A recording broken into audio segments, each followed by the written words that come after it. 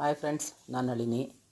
ಅಕ್ಕಿ ರೊಟ್ಟಿ ಬದನೆಕಾಯಿ ಗೊಜ್ಜು ನೋಡಿ. ಬಿಸಿನೀರು, ಚೂರು ಉಪ್ಪು ಹಾಕಿ, ಒಂದು ಕಪ್ ಚಿರೋಟಿ ರವೆ, ಒಂದು ಕಪ್ ಹಾಕಿಟ್ಟು ಬಿಸಿನೀರಿಗೆ ಹಾಕಿ ಚೆನ್ನಾಗಿ ಮಿಕ್ಸ್ ಮಾಡ್ಕೊಳ್ಳಿ.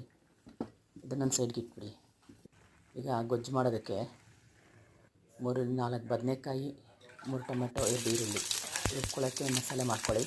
ಈರುಳ್ಳಿ, ಬೆಳ್ಳುಳ್ಳಿ, ಟೊಮೊಟೊ, ಶುಂಠಿ ಚೆನ್ನಾಗಿ ಹುರ್ಕೊಂಡು ಏನು ಪೇಸ್ಟ್ ಮಾಡಿಟ್ಕೊಳ್ಳಿ. ಒಗ್ಗರಣೆಗೆ ಈರುಳ್ಳಿ, ಒಂದೇ ಒಂದು ಹಸಿಮೆಣಸಿನ್ಕಾಯಿ, ಬೆಳ್ಳುಳ್ಳಿ, ಆಮೇಲೆ ಬದನೆಕಾಯಿ ಕಟ್ ಮಾಡಿ ಇಟ್ಕೊಂಡಿದ್ದನ್ನು ಒಗ್ಗರಣೆ ಚೆನ್ನಾಗಿ ಫ್ರೈ ಮಾಡ್ಕೊಳ್ಳಿ. ಫ್ರೈ ಆದಮೇಲೆ ಒಣಮೆಣ್ಸಿನ ಪುಡಿ, ಧನಿಯಾ ಪುಡಿ, ಗರಂ ಮಸಾಲ ಪುಡಿ 3 ಹಾಕಿ ಉಪ್ಪು ಹಾಕಿ ಚೆನ್ನಾಗಿ ಫ್ರೈ ಮಾಡ್ಕೊಳ್ಳಿ. ಚೆನ್ನಾಗಿ ಎಣ್ಣೆ ಫ್ರೈ ಆದಮೇಲೆ ರುಬ್ಬಿರೋ ಪೇಸ್ಟ್ ಹಾಕ್ಬಿಡಿ. ಮುಚ್ಚಿಬಿಡಿ, ಒಂದು 5 ನಿಮಿಷ ಮುಚ್ಚಿಬಿಡಿ. ಆಮೇಲೆ ರೊಟ್ಟಿನ ನೀಟಾಗಿ ತಟ್ಕೊಂಡು ಬಿಸಿ ತವ ಮೇಲೆ 2 ಕಡೆ ತುಪ್ಪ ಹಾಕ್ಕೊಂಡು ಸುಟ್ಕೊಳ್ಳಿ. ಒಂದು 10-15 ನಿಮಿಷದಲ್ಲಿ ಆಗಿಬಿಡುತ್ತೆ, ಬೇಗ ರೆಡಿ ಆಯಿತು ನೋಡಿ.